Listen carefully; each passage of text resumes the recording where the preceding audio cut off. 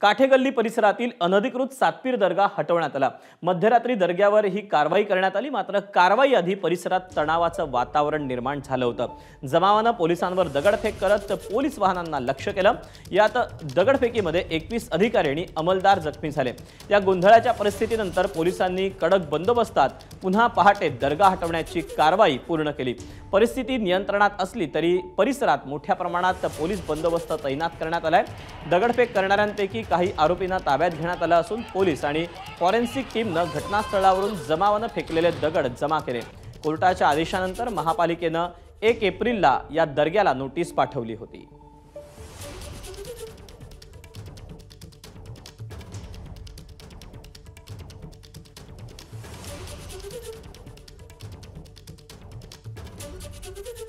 तेव्हा दगडफेक जे करत होते त्यातल्या काही जणांना आता ताब्यात घेण्यात आल्याचं समजतंय। दरम्यान या दगडफेकीमध्ये जवळपास 21 पोलीस अधिकारी आणि कर्मचारी जखमी झालेत।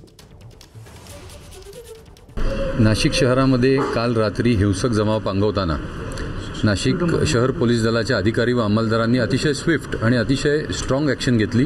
त्यामुळे अर्ध्या तासाच्या आतच सर्व परिस्थिती नियंत्रणात आली। त्यातले काही अधिकारी व अंमलदार हे यांना दगडं लागली, ते इंज्युअर्ड झाले। त्यांना सिव्हिल हॉस्पिटलला आपण ॲडमिट केलेलं आहे। त्यांना आपण आता बघितलेलं आहे, सगळ्यांची प्रकृती चांगली आहे आणि ते रिकवर होत आहेत। तो दर्गा अनधिकृत आहे, तो काढून घेण्यात यावा अशा प्रकारचे निर्णय केलेला। या संदर्भामध्ये ज्यांनी दगडफेक केलेली असेल, दगड पण इतके कुठून आले, याचं काय षडयंत्र आहे, मला वाटतं की याच्या खोलात जाऊन त्या ठिकाणी तपास केला जाईल। दरम्यान पाडण्यात आलेल्या सातपीर दर्ग्याचे ट्रस्टी फहीम शेख यांनी या कारवाई आडून 2 धर्मात वाद लावण्याचा प्रयत्न सुरू असल्याचा आरोप केला। पाहूया। जे दगडफेक झाली आहे, जी कारवाई सगळ्यात पहिले तर जी कारवाई झाली ती सगळ्यात एकदम इल्लीगल तरीकेने झालेली। ती धार्मिक भावना दुखवणे, राजकीय फायदा उचलणे हे त्यांचा हेतू आहे, बाकी दुसरं काहीच नाही। आणि काल जे दगडफेक झाली आम्ही त्याचा समर्थन करत नाही, ते निंदनीय आहे।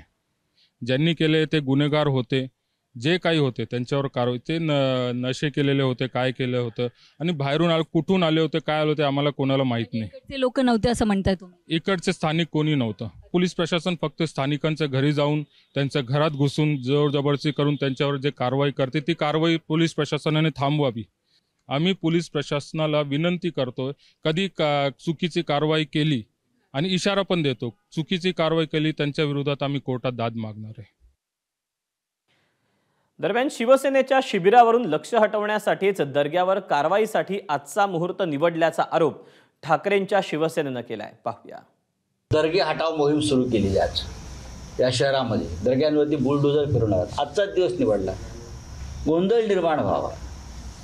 आज या शिबिरावरचं लक्ष दुसरीकडे जावं म्हणून दर्ग्यांवरती बुलडोजर टाकायचा किंवा मशिदींवरती बुलडोजर मारायचा, हे कसलं लक्षण आहे?